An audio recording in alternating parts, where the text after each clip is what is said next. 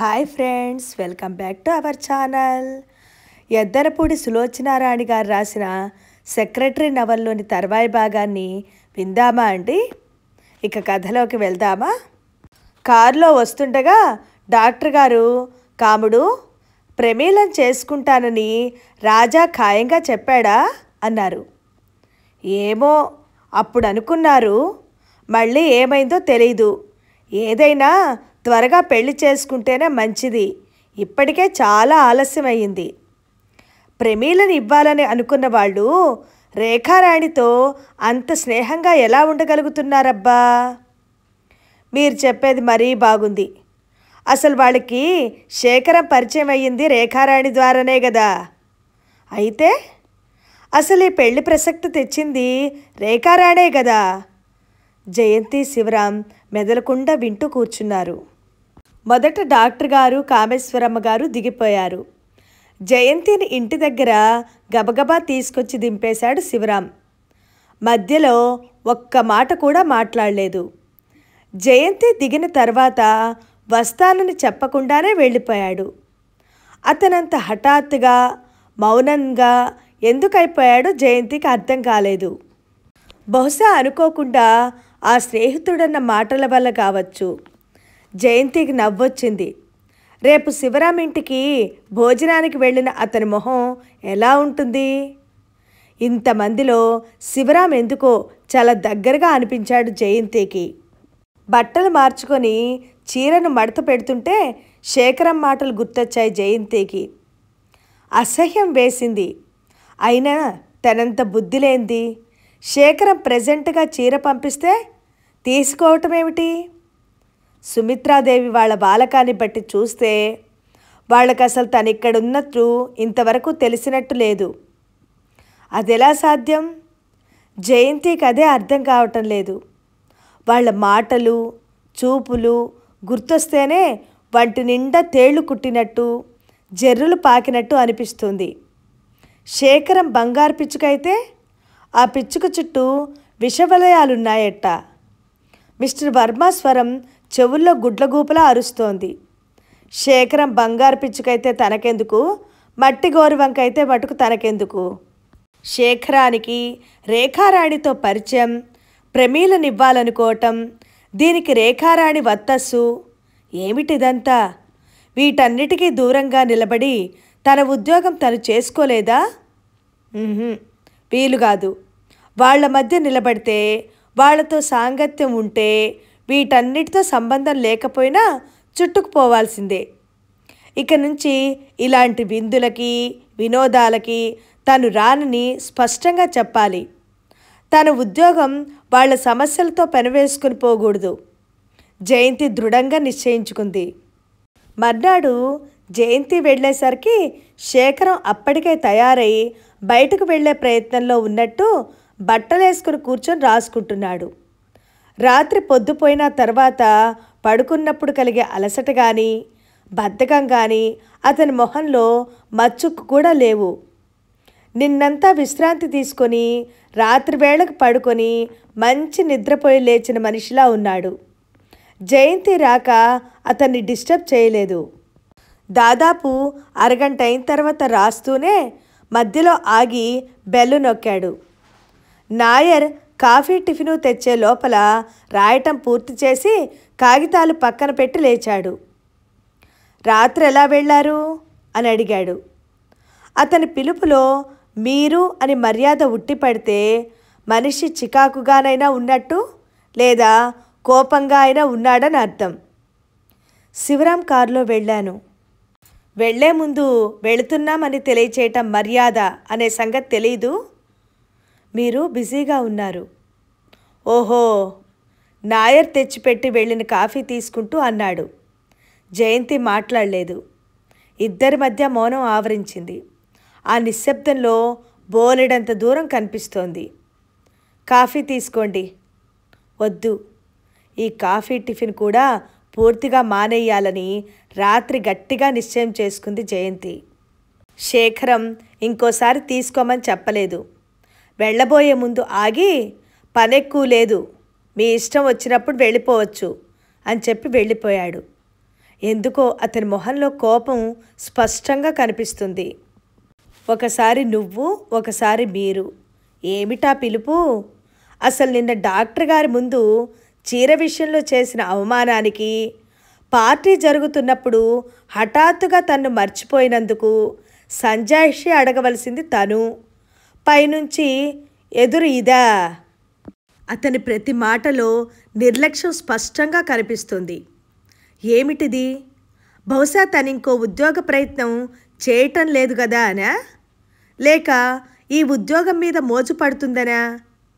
చీచి, ఎక్కడికక్కడ అవాంతరం. ఈ గొడవలేమి బామ్మ చెవిన పడకుండానే ఎలాగో తను మెల్లగా ఇందులో నుంచి తప్పుకుంటే నయమేమో అనిపించింది జయంతికి. మళ్ళీ తన మీద తనకే అసహ్యం వేసింది.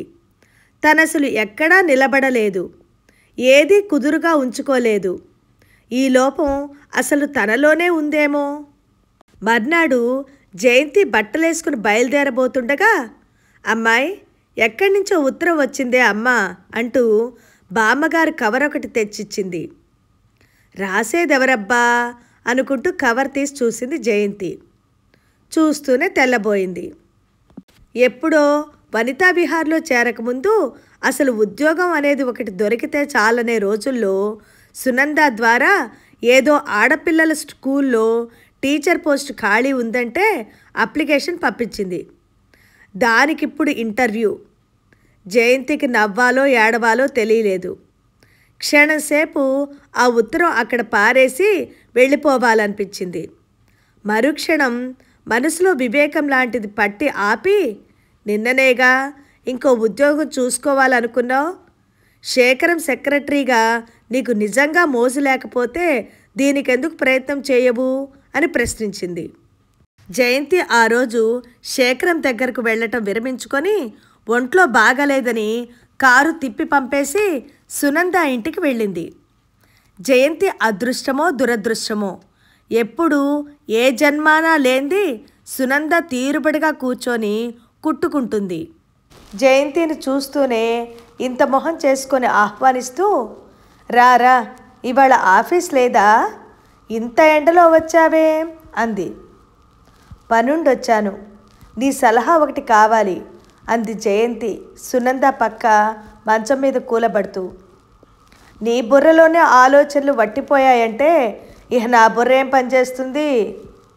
నిజంగా సీరియస్గా మాట్లాడాననే వచ్చాను. నేను సీరియస్గానే ఉన్నాను అంది సునంద గంభీరంగా చూస్తూ. జయంతి కవర్ తీసి చూపిస్తూ ఇంటర్వ్యూ వచ్చిందని చెప్పింది. అయితే అర్థం కానట్టు చూసింది సునంద. నేను ఇంటర్వ్యూకి వెళతాను, నీకు ఆ హెడ్ మిస్ట్రెస్ తెలుసని చెప్పావుగా, నువ్వు కూడా రావాలి, నాకు తప్పకుండా ఇవ్వమని చెబుదువు గాని అంది జయంతి. ఎండలో రావటం మూలాన కందిపోయినట్టున్న జయంతిని చూస్తుంటే సునందకి జయంతి చెబుతున్నది తమాషా కాదని, నిజంగానేనని అనిపించింది. ఇప్పుడు నువ్వు చేసే ఉద్యోగానికి ఏమైంది? ఇంకొకటి చూసుకునే వరకే ఈ ఉద్యోగం అని ఇది వరలో చెప్పలా? చెప్పావనుకో, కుట్టు సామాను పక్కన పెడుతూ, దానికి ఇంకెవరూ రాలేదుగా అంది. నేనుండగా ఇంకో మనిషి రావటం జరగదు. అంటే ఏమిటి అసలు విషయం చెప్పు? అతనేమైనా అన్నాడా? జయంతి మొహం తిప్పేసుకుంటూ, అతను నన్నెందుకు అంటాడు, నాకే ఇష్టం లేదు అంది. క్షణంసేపు జయంతిని పరిశీలనగా చూసిన సునంద, ఇలా మాటిమాటికి నాకు బాగాలేదని మనసు మార్చుకోవడం, ఉన్నదాన్ని వదిలేయటం మంచిది కాదు జయంతి. వనితా విహార్లో ఆ వాతావరణం నీకు సరిపడలేదనే అనుకుందాం. ఇతను కూడా వాళ్లలో వాడే అన్న సంగతి మర్చిపోకు. అదే నేను అడిగేది. ఏదైనా అసభ్యంగా ప్రవర్తించాడా? అలాంటి మనిషిలా కనిపించలేదే. బాబు, నీ ప్రశ్నలకో నమస్కారం. నువ్వు నాతో వచ్చి ఆ హెడ్ మిస్ట్రెస్కి చెప్తావా లేదా? అది చెప్పు, లేకపోతే నేను వెళ్ళిపోతాను. నువ్వు కారణం చెప్తే గాని నేను రాను మొండిగా అంది సునంద. సరే అయితే నేను వస్తాను, జయంతి చటుక్కన లేచి వెళ్ళిపోవటానికి సిద్ధపడటంతో కంగారు పడిన సునంద చెయ్యి గట్టిగా పట్టుకొని, అరే బాప్రే, ఏమిటా కోపం? సరే, కారణం అడగనులే, వెళదాం సరేనా అంది సునంద. జయంతి సునంద ఇద్దరూ వెళ్ళేసరికి హెడ్ మిస్ట్రెస్ తీరిగ్గానే ఉంది. సునంద జయంతిని పరిచయం చేసింది. ఇంతకుముందు ఆ క్లాస్కి టీచర్గా వెళ్ళిన ఆవిడ పురిటికని సెలవులో వెళ్ళి ప్రసవంలో ఏదో జబ్బు చేసి చనిపోయిందట. కాబట్టి మరో ట్రైనింగ్ అయిన ఆవిడ వచ్చే వరకు జయంతికి ఆ ఉద్యోగం ఖాయంగానే ఉంటుంది. ఈ లోపల జయంతి గనక ట్రైనింగ్ అయితే అది పర్మనెంట్ చేస్తామని చెప్పింది. పరీక్షలు దగ్గరకు వస్తున్నాయి కాబట్టి రేపటి నుంచి జాయిన్ అవ్వమని కోరింది ఆవిడ. జయంతి సరేనని వాగ్దానం చేసి లేచి వచ్చేసింది. ఇద్దరూ హెడ్ మిస్ట్రెస్ గది నుండి బయటకొచ్చి వరండా దాటి వస్తుండగా కుడి పక్కగా ఓ క్లాస్కి టీచర్ రానట్లుంది. అంతా గోలగా అరుస్తున్నారు. పెద్ద సంత జరుగుతున్నంత సందడిగా ఉంది. కొంతమంది సినిమా పాటలు పాడుతున్నారు. ఇంకా కొంతమంది బిగ్గరగా అరుస్తున్నారు. ఒక అమ్మాయి బ్లాక్ బోర్డ్ దగ్గరగా నిలబడి ఏదో గీస్తుంది. బాబోయ్, ఈ కోతుల్ని ఎలా భరించటం అంది సునంద భయంగా. నేర్చుకుంటాను, ఒకప్పుడు మనం కూడా అలా చేసిన వాళ్ళమేగా నీరసంగా అంది జయంతి. రేపటి నుంచి తన జీవితంలో సగభాగం ఈ స్కూల్ ఆవరణల్లో గడుస్తుంది కాబోలు. రేపు చేరగానే బామ్మకి చెప్పేయచ్చు. ఇక్కడికి తను విధంగా అదృష్టవంతురాలే. రాజశేఖరం వద్ద సెక్రటరీగా పనిచేస్తున్నట్టు బామ్మకి తెలీదు. వనితా విహార్ వాళ్ళు కూడా ఏం గొడవ చేయలేదు. సునందాని ఇంటి దగ్గర వదిలేసి ఇంటికొచ్చేసరికి మధ్యాహ్నం తిరిగిపోయింది.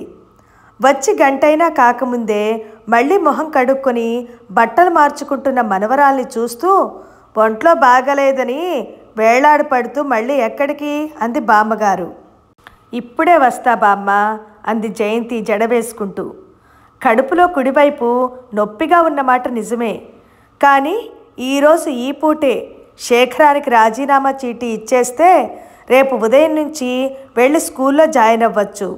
రిజిగ్నేషన్తో పాటు ఆ చీర కూడా ఇచ్చేస్తే సరి. ఆ చీర సంగతి గుర్తొస్తూనే జయంతి మొహం జేవురిస్తుంది. అసలు తనెంత బుద్ధి లేనిది కాకపోతే ఇంకొకళ్ళిచ్చిన చీర తీసుకోవటం ఏమిటి? అది తీసుకుంది కాబట్టే అతను అలా అనగలిగాడు. ఫోన్లే, తెలియక ఓ పొరపాటు చేస్తే మళ్ళీ దాన్ని దిద్దుకోవచ్చుగా. చీర ఇచ్చేసి రాజీనామా కాగితం కూడా ఇచ్చేసి ఒక నమస్కారం చెప్పి వచ్చేస్తాను. తనలాంటి వాళ్ళకి టీచర్ ఉద్యోగాలే శ్రేష్టం. టీచర్ ఉద్యోగం అంటే తనకు నచ్చదు నిజమే, కానీ నచ్చని మనుష్యుల మధ్య అడుగడుక్కి అసహ్యించుకుంటూ కాలం గడిపే కంటే ఇది నయం గదూ. చీర పెట్టిన అట్టపెట్టె తీసుకొని 2 బస్సులు మారి 3 ఫర్లాంగుల దూరం నడిచి ఎండకి కందిపోయిన మొహంతో, ఒంట్లో బాగుండని కారణం వల్ల కలిగిన నీరసంతో, నుదుటి నిండా పట్టిన చెమటలతో జయంతి గేటు లోపల అడుగుపెట్టింది. వాకిట్లో ఇంటి ముందే ఎవరిదో నీలం రంగులో డబల్ షేడ్ ఉన్న కారు ఆగుంది. ఎవరో వచ్చినట్లున్నారు. ఒకవేళ రాజశేఖరంతో మాట్లాడే అవకాశం లేకపోతే తనేం చేయాలి? జయంతికి హాల్లో కూడా ఎవరూ కనిపించలేదు. ఇల్లంతా నిశ్శబ్దంగా ఉంది. హాలు దాటి లోపలికొస్తే లోపల కూడా ఎవరూ ఉన్న శబ్దం వినిపించలేదు. వచ్చిన వాళ్ళెవరో శేఖరానికి ఆప్తులై ఉండాలి. అందుకే లోపల గదుల్లో ఎక్కడో ఉన్నట్లున్నారు. తను వచ్చినట్లు అతనికి తెలియచేయటం ఎలా? పరధ్యానంగా నుదుటి మీద పట్టిన చెమటల్ని చీర కొంగుతో తుడుచుకుంటూ దగ్గరగా వేసి ఉన్న ఒక గది తలుపుల్ని మెల్లగా తోసింది. తోస్తూనే కొయ్యబారిపోయింది. గదిలో రాజశేఖరం పడక కుర్చీలో వెనక్కు వాలి పడుకొనున్నాడు. అతని పక్కగా చిన్న స్టూల్ మీద కూర్చొని ఉన్న రేఖారాణి అతని గుండెల్లో తలదాచుకుంది. రేఖారాణి 2 చేతులు జంట సర్పాల్లా శేఖరం మెడ చుట్టూ పెనవేసుకొని ఉన్నాయి. హఠాత్తుగా కనపడ్డ ఈ దృశ్యాన్ని ఎలా తీసుకోవాలో అర్థం కాక స్థాణువులా నిలబడిపోయిన జయంతి ఊపిరి పీల్చటం, రెప్పవేయటం రెండూ మర్చిపోయింది. ఇటువైపు వీపు పెట్టి అతని గుండెల్లో తలదాచుకున్న రేఖారాణి జయంతిని గమనించలేదు. పరధ్యానంగా ఎటో చూస్తున్న శేఖరం తలుపు కొద్దిగా చప్పుడవ్వటంతో ఉలిక్కిపడి ఇటు తిరిగాడు. క్షణంలో సగంసేపు అతని కళ్ళు జయంతి కళ్ళతో కలిశాయి. ఉన్నట్టుండి ఒక్కసారి గాలి పీల్చుకోవటం గుర్తొచ్చిన జయంతి గిరుక్కున వెనక్కి తిరిగి బయటకు పారిపోయింది. ఇంటికి వెళ్ళటానికి గబగబా హాలు దాటి బయటకు వరండాలోకి వచ్చిందల్లా మళ్ళీ ఆగిపోయింది. తనెందుకు సిగ్గుపడాలి అసలు? భయం ఎందుకు? ఎలాగూ చూశాడు కాబట్టి అతను బయటకు వచ్చే వరకు ఉండి ఇచ్చి వెళ్ళిపోతే సరి. ఇప్పుడు ఇలా తొందరపడి వెళ్ళిపోతే మళ్ళీ రావాల్సి వస్తుంది. పోనీ నాయర్ కానీ కనీసం వాళ్ళ వాసు కానీ కనిపించినా బాగుండును. వాళ్ళకైనా ఇచ్చేసి వెళ్ళిపోవచ్చు.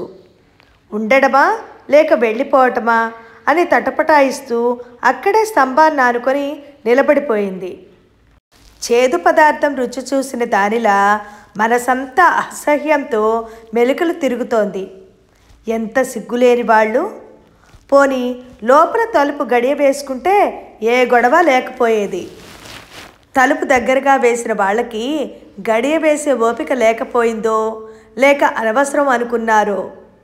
అవును మరి, ఆ ఓపికే ఉంటే పైకి రాజశేఖరం పడగ్గదిలోకి వెళ్ళేవాళ్లేమో.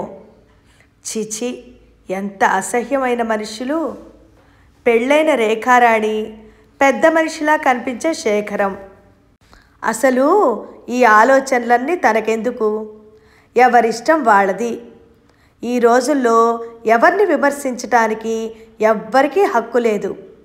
ఇంతకీ తను వెళ్ళడమా ఉండడమా? మనసు ఏది నిర్ణయించుకోలేకపోతుంది. వెళదామని ఓ అడుగు ముందుకు వేయబోతే వద్దు, ఉండి ఇచ్చేసి వెళితే బాగుంటుందనిపిస్తుంది. ఉందామంటే అతను ఇప్పుడు బయటకు వస్తాడా అనే అనుమానం తోస్తుంది. శేఖరం తను ఎదుట రావటానికి సిగ్గుపడితే? జయంతి వెనక నుంచి పేరు వినిపించటంతో చివ్వున వెనక్కి తిరిగింది. ఎదురుగుండా శేఖరం. అతని చూపులు స్థిరంగా ఉన్నాయి. వాటిల్లో సిగ్గు కానీ సంకోచం కానీ నామమాత్రం కూడా కనిపించలేదు. క్షణంసేపు ఇద్దరు ఒకళ్ళనొకళ్ళు సూటిగా చూసుకున్నారు. ఒంట్లో బాగలేదని కారు పంపేసి ఇప్పుడెందుకు వచ్చావు? అతని కంఠం కూడా మామూలుగా ఉంది.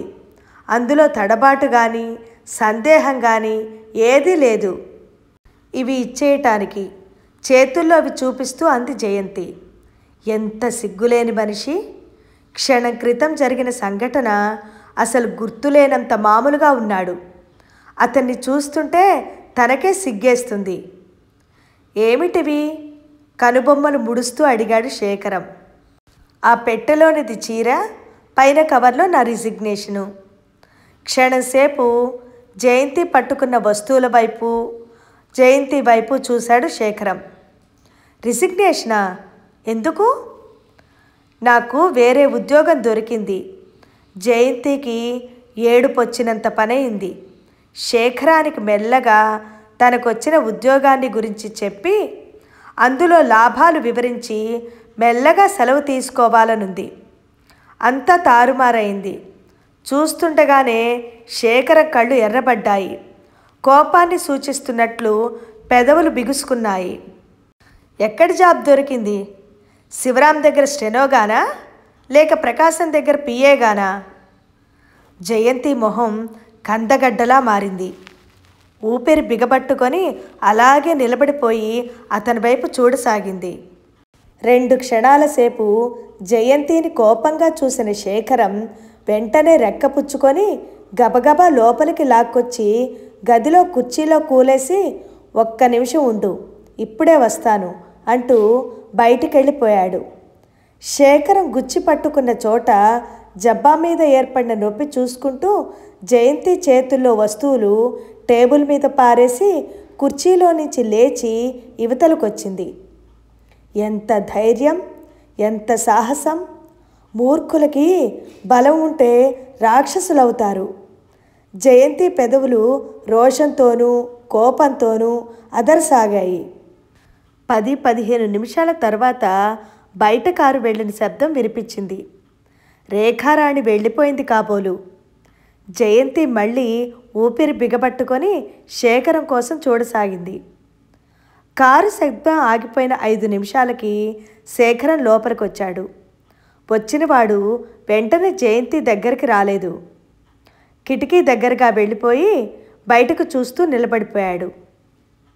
అంత కోపంలోనూ అంత అసహ్యంలోనూ కూడా పొడుగ్గా, బలంగా, ఠీవీగా చెక్కిన శిల్పంలా ఉన్న అతని విగ్రహం, ఆ నిలబడిన తీరు, పక్క నుంచి అందం దిద్దినట్లు కనిపిస్తున్న ఆ మొహాన్ని ఆసక్తిగా చూడకుండా ఉండలేకపోయింది జయంతి. ఇలాంటి స్వభావం గల వ్యక్తులకు భగవంతుడు అందం కూడా ప్రసాదిస్తే దాన్ని వీళ్ళు ఆయుధంగా తీసుకొని ఆడవాళ్ళని నాశనం చేయటానికి చూస్తారు. ఉన్నట్టుండి హఠాత్తుగా వెనక్కి తిరిగిన శేఖరం జయంతి గబుక్కున చూపులు పక్కకు తిప్పుకునే అవకాశం ఇవ్వకుండానే కళ్ళల్లోకి సూటిగా చూస్తూ, ఇప్పుడు చెప్పు అన్నాడు. చెప్పేందుకేం లేదు. నా రిజిగ్నేషను, ఈ చీర మీరు తీసుకుంటే నేను వెళ్ళిపోతాను. ఒకసారి కట్టుకున్న చీర తిరిగివ్వటం మర్యాదనేనా నీ ఉద్దేశం? ఏది మర్యాదో ఏది అమర్యాదో పాఠాలు నేర్చుకునేందుకు నేను రాలేదు. అసలు మీరు పంపిన చీర తీసుకోవటం నాది బుద్ధి తక్కువ. తెలుసో తెలియకో చేసిన దానికి ఫలితం కూడా చూశాను. మొన్న నేనన్న మాట పట్టుకొని ఈరోజు రిజైన్ చేస్తున్నావు కదూ? నాకు తెలుసు నీ సంగతి. నేను ఆ రోజే నిన్ను క్షమాపణ అడగలేదా? అవన్నీ ఇప్పుడెందుకులేండి. అవసరంలో ఆదుకొని సహాయం చేశారు. దానికి నా కృతజ్ఞతలు ఎప్పుడూ ఉంటాయి. నిజంగా నువ్వు ఆ మాట మనస్ఫూర్తిగా అనేటట్లయితే నువ్విలా అనవసరంగా రిజైన్ చెయ్యవు. ఇప్పుడు నాకున్నట్టుండి మనిషి ఎక్కడ దొరుకుతాడు? రేపు రాబోయే మీటింగ్స్కి నేనేం చెయ్యాలి? శివరాం లాంటి మనిషి దొరికే వరకు నువ్వు ఉండాలి అని నేను మొదటే చెప్పలేదు? నేనుండగా మీకు అలాంటి మనిషి దొరకడు అంటే నీ ఉద్దేశం? శేఖరం దూరంగా నిలబడే రెట్టించాడు. ఏమీ లేదు, నేను రిజైన్ చేస్తున్నానంతే. ఈసారి శేఖరం దగ్గరగా వచ్చాడు. రిజైన్ చేయటానికి కారణం ప్రత్యేకంగా చూస్తే ఏమీ లేదు. నాకు జాబ్ దొరికింది అంతే. అదే ఎక్కడ, ఎవరి దగ్గర అని అడుగుతున్నాను. చెప్పను, అనవసరం. పళ్ళు బిగబట్టి అంది జయంతి. శేఖరం చెయ్యి హఠాత్తుగా జయంతి చేతిని పట్టుకుంది. ఎంత ధైర్యం నీకు? నా దగ్గర నుంచి వెళ్ళిపోవటం అంత సులభమనేనా నీ ఉద్దేశం? నాకు ఇంకో ఉద్యోగం దొరికిన వెంటనే వెళ్ళిపోనిస్తానని మీరు వాగ్దానం చేశారు. శేఖరం చేతిని బలంగా విదిలించుకుంటూ అంది. కానీ అతని చెయ్యి వదల్లేదు. మరింత బలంగా పట్టుకున్నాడు. ఆ మాట నేను మర్చిపోయానంటే ఇప్పుడు? జయంతి కళ్ళల్లో నీళ్లు తిరిగాయి. గబుక్కున తలెత్తుతూ రోషంతోనూ కోపంతోనూ మెరుస్తున్న కళ్ళతో, అంటే మీ ప్లాన్ నాకు ఇప్పుడు అర్థమైంది. మీరు వాళ్ళలా కాదనుకున్నాను. నన్ను, నా పరిస్థితిని అర్థం చేసుకున్నారనుకున్నాను. నా పరిచయం ఎక్కువ లేకపోయినా మీరు చూపించే చనువు, సభ్యత గలవారనుకొని సహించాను. మనుషుల్ని అర్థం చేసుకునే సంస్కారం, విశాలత్వం ఉంది కాబట్టి మీ దగ్గర భయపడక్కర్లేదనుకున్నాను. కానీ ఇప్పుడు తెలుస్తుంది, మీరు వాళ్ళకంటే అసహ్యం. మనసులో ఏ ఉద్దేశం లేకపోతే మీరు అన్న ప్రకారం నన్నెందుకు వెళ్ళిపోనివ్వరు? మీలాంటి గోముఖ వ్యాఘ్రాలను గుర్తుపట్టడం కష్టం. జయంతి, శేఖరం చప్పున చేయొదిలేశాడు. నాకిప్పుడు అర్థమవుతుంది. నా మనసులో తెలిసింది చెప్పటానికి నాకేం భయం లేదు. నేనెందుకు మీకు భయపడాలి? నేను మీ డబ్బు చూసి ఆకర్షింపబడతాననుకున్నారు. అది నేను మీ మనసు విశాలత్వంగా తీసుకున్నాను. మీ దయాధర్మాలకు అలవాటు పడిపోతాననుకున్నారు. అది ధర్మంగా తీసుకోలేదు, సంస్కారంగా తీసుకున్నాను. మీ పేరు ప్రతిష్టలు చూసి మురిసిపోయి అందరిలా ఆకర్షింపబడి మీ చుట్టూ తిరిగే శలభాల్లో ఒకదాన్ని అవుతాననుకున్నారు. తర్వాత ఇంకా అలాగే నిలబడి చూస్తూ అడిగాడు. నాకు మొదటి నుంచి తెలుసు. వనితా విహార్లో మిమ్మల్ని గురించి అనేక రకాలుగా అనుకుంటుంటే నేను నమ్మలేదు. మీలో నాకు ఆ ఛాయలే కనిపించలేదు. కానీ మీరు ఆయాసంతో అరసెకండ్ సేపు ఆగింది జయంతి. అతని మధ్యలో ఏదో చెప్పబోయాడు. దానికి అవకాశం ఇవ్వకుండా మళ్ళీ తనే అందుకుంటూ అతని చూపుల్లో కనిపించిన భావానికి బయట నుంచి వస్తున్న గాలి, గదిలో ఆవరించుకున్న వెలుతురు కూడా వణికిపోయినాయి. జయంతి చేతిని వదలకుండా తీవ్రంగా చూస్తూ, ఈరోజు నీకేమైంది అని అడిగాడు. మీ అసలు స్వరూపం తెలిసింది అంది జయంతి అతని చూపులకు ఏమాత్రం భయపడకుండా. అంటే నువ్వు చూసిన అందరిలాంటి వాడినే అంటావు. అంతకంటే హీనం అంటాను. వాళ్ళు కనీసం చూపుల్లో, చేష్టల్లో వ్యక్తం చేస్తారు, మాటల్లో బయటపడిపోతారు. అలాంటి వాళ్ళని తేలిగ్గా గుర్తుపట్టచ్చు, దూరంగా ఉండొచ్చు. కానీ మీలాంటి వాళ్ళని గుర్తుపట్టడం కష్టం. మీ నీచ బుద్ధి తెలుసుకునే లోపలే. నీ నోరు మూయించాలంటే అతను జయంతిని గబుక్కుని దగ్గరకు లాక్కున్నాడు. ఛీ! జయంతి చెయ్యి మరోసారి శేఖరం చెంపని బలంగా తాకపోయింది. కానీ ముందుగానే అతని చెయ్యి జయంతి చెయ్యిని అందుకొని తనతో గట్టిగా పెనవేసుకుంది. ఇంకో చెయ్యి ఉక్కులా మారి భుజాల చుట్టూ పడి పెనుగులాడకుండా బంధించింది. ఛీ! వదలమంటుంటే. జయంతి పెదవుల్లో మాటలు సరిగ్గా పూర్తి కాకముందే అతని పెదవులు నొక్కేశాయి. మొదట మాటలు ఆపేయటానికి వెళ్ళిన శేఖరం పెదవులు అక్కడ హఠాత్తుగా మధురమిలాంటివి దొరకటంతో దాన్ని చవిచూస్తూ చాలాసేపు అలాగే ఉండిపోయినాయి. అనుకోకుండా జరిగిన ఈ సంఘటనతో జయంతికి మతిపోయినట్టయింది. సడన్గా షాక్ తిన్న మనసు క్షణంసేపు దిమ్మెరపోయి ఆ వెంటనే మూగబోయింది. దాని నుంచి కోలుకునేసరికి ఒంట్లో ఉన్న బలమంతా హరించుకుపోయినట్లు, కనీసం నిలబట్టానికి కూడా శక్తి మిగలనట్లు అనిపించింది. కళ్ళ మీదకి మత్తులాంటిదొచ్చి మంచు తెల్ల ఆవరించుకుంది.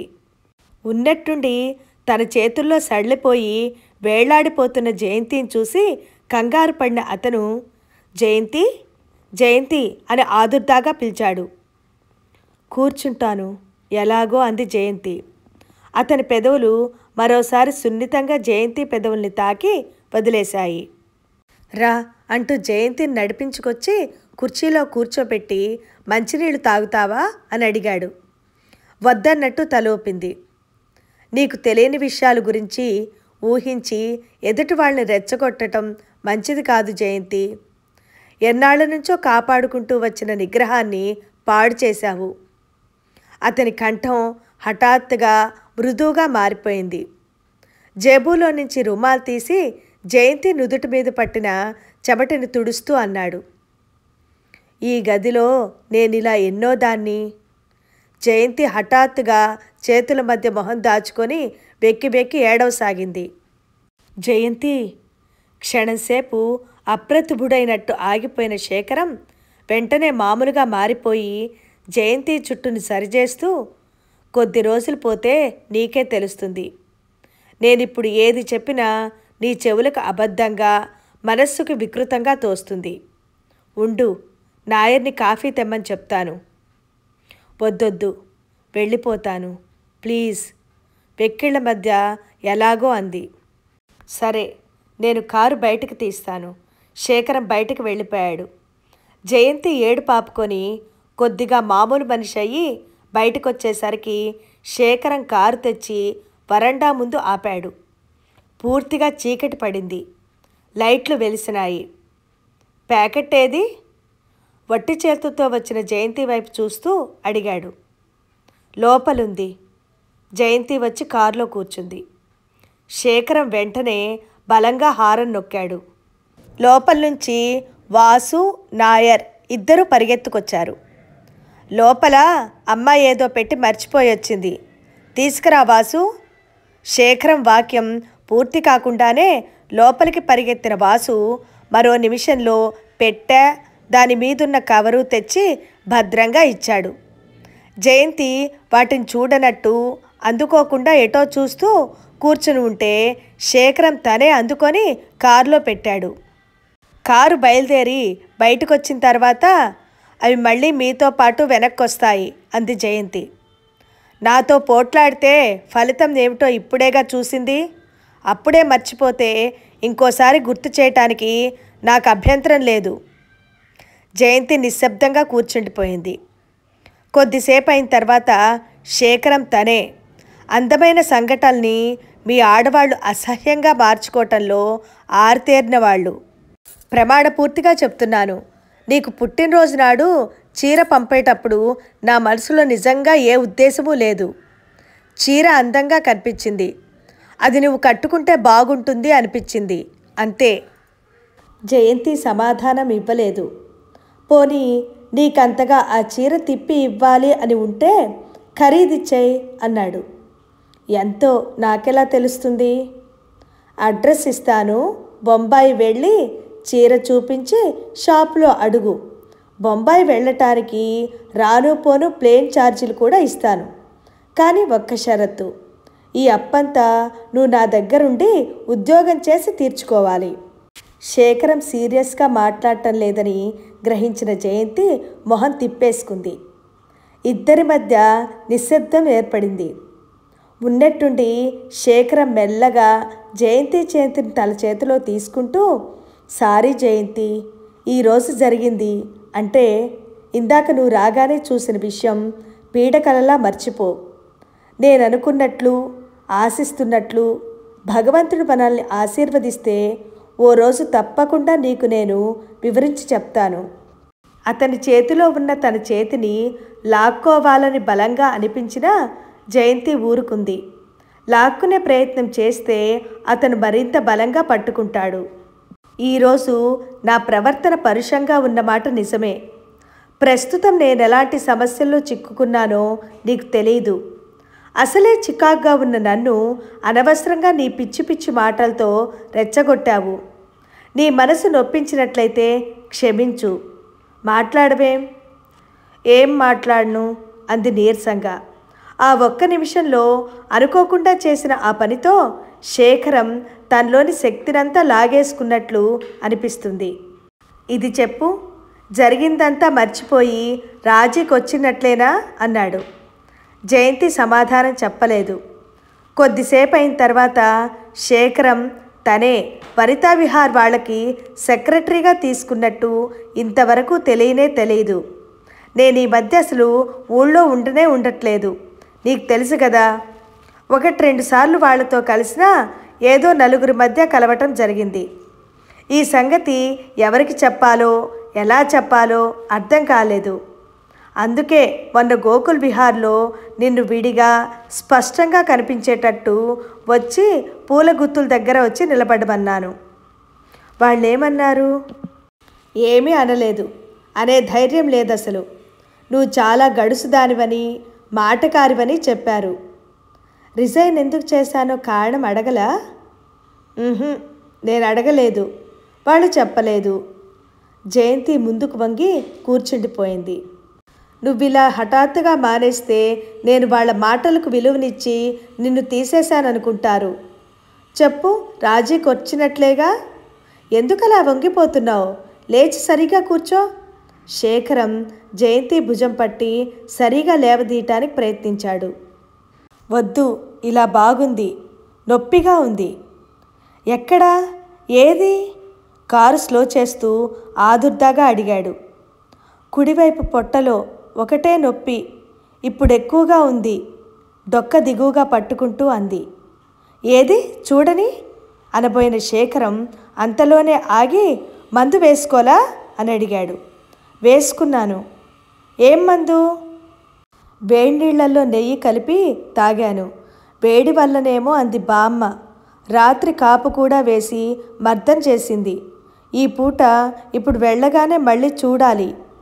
ఇంతలో కారు ఇంటి దగ్గరకొచ్చి ఆగింది.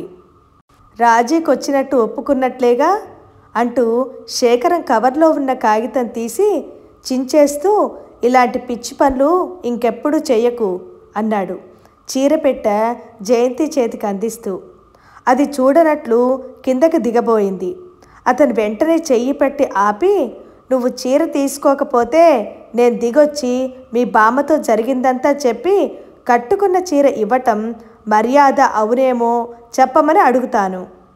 జయంతి క్షణంసేపు శేఖరం కళ్ళల్లోకి చూసి వెంటనే గబాల్న పెట్టె గుంజేసుకొని దిగేసి ఇంటివైపు పరిగెత్తింది. వెళ్లే ముందు వెళుతున్నానని కూడా చెప్పలేదు. ఇంటివైపు పరిగెత్తుతుండగా మధ్యలో ఆగి కడుపు పట్టుకొని వంగి నడవటం కనిపించింది శేఖరానికి. ఏం నొప్పది? అతని కనుబొమ్మలు ప్రశ్నార్థకంగా ముడుచుకున్నాయి. క్షణంసేపు దిగి జయంతి ఇంటికి వెళ్ళి చూడాలనిపించినా మరుక్షణంలోనే ఆ ప్రయత్నం మానుకొని వెళ్ళిపోయాడు. లోపలికి వెళ్ళగానే జయంతి మంచం మీద పడుకొని 3 అంకెలా ముడుచుకుపోయింది. ఎంత నీరసంగా ఉంది! ఈరోజు ఎంత అసహ్యకరమైన పరిస్థితులు చూసింది. మధ్య మధ్య ప్రాణం పోతున్నట్లు అనిపించే ఈ బాధ ఒకటి. రాజశేఖరం మాటలు ఇంకా చెవుల్లో గింగురమంటున్నాయి. అలా పడుకున్నావేమే? బామ్మగారు దగ్గరగా వచ్చి అడిగింది. ఏం లేదు, ఊరకనే కడుపులో బాధగా ఉంది. నిన్న కాపు వేసిన చోటనేనా? మళ్ళీ వేస్తాను, కొంచెం కాఫీ తెస్తాను, తాగు. వద్దు బామ్మ, నాకు తాగాలని లేదు. మంచం మీద మరింత ముడుచుకుపోతూ అంది. ఏది ఒళ్ళు చూడని, మొహం అలా వాడిపోయి ఉందేంది అంటూ జయంతిని పట్టి చూసి, అయ్యో రామా, జ్వరంగా ఉందే, వేడిగా ఉంది అంది. ఏం లేదని చెప్పటంలా, ఎండలో తిరిగాను, అందుకు తప్ప ఏం లేదు గోడవైపు తిరుగుతూ అంది. ఎందుకో ఎప్పుడూ లేంది ఈరోజు బామ్మ మాటలు కూడా విసుకొస్తున్నాయి. లేదంటే సరిపోతుందా? అయినా ఏం ఉద్యోగమో ఏం తిరుగుడో. బామ్మగారు కాఫీ తీసుకురావడానికి వెళ్ళింది. ఆ రాత్రి జయంతికి నొప్పి తగ్గలేదు. బామ్మగారు నొప్పున్న చోట జయంతి గిలగిల్లాడుతున్నా వినక బలంగా తోమి వేడినీళ్లతో కాసింది. వాళ్ళనుకున్నట్లు అది వేడి చేసి కాదు, ఎండ తగిలి అలసిపోవటమూ కాదు. మర్నాడు వెన్నుముకలోంచి చలి రావటం మొదలుపెట్టింది. మంచం మీద నుంచి లేవలేకపోయింది జయంతి. బాధ కూడా అపరిమితమైంది. అమ్మాయి, కారొచ్చిందమ్మా అంది బామ్మగారు. ఒంట్లో బాగలేదు, రాలేనని చెప్పు. కాదు, రానని చెప్పు. నాకు తెలుసు, నాకు ఈ బాధ తగ్గదు బామ్మ. మత్తుగా పడుకొని మగతగా ఎటో ఆలోచిస్తూ అంది జయంతి. ఒకవేళ తనకేదైనా అయితే బామ్మకి దిక్కెవరు? తను చచ్చిపోయినందుకు బాధపడటం లేదు, కానీ ఒంటరిగా బామ్మ ఈ లోకంలో ఏమవుతుంది? జయంతికి ఏడుపొచ్చేసింది. ఎందుకే పిచ్చిదానా, ఎందుకు? ఏడుస్తున్న శబ్దం విని దగ్గరగా వచ్చి మంచం మీద కూర్చొని మనవరాలి తలని ఒళ్ళో తీసుకుంటూ ఓదార్చింది బామ్మగారు. నేను ఈ ఉద్యోగం చెయ్యలేను బామ్మ, నాకు చేత కావటం లేదు. చెయ్యకపోతే జరగదు. జరక్కేం చేస్తుందిలే, నువ్వసలు చెయ్యొద్దు బామ్మగారు జయంతి బుగ్గలు నివురుతూ అంది. లేదు బామ్మ, లేదు. ఈ నొప్పి భయంకరంగా ఉంది. నాకు ఒకవేళ తగ్గకపోతే? హఠాత్తుగా వెక్కి వెక్కి ఏడవటం మొదలుపెట్టింది. అలా ఏడుస్తుండగానే మంచు తెరలా మత్తొచ్చి ఆవరించుకుంది. జయంతి కళ్ళు మూతలు పడిపోయినాయి. ఫ్రెండ్స్, సెక్రటరీ నవల్లోని తర్వాయి భాగాన్ని నెక్స్ట్ వీడియోలో విందాం.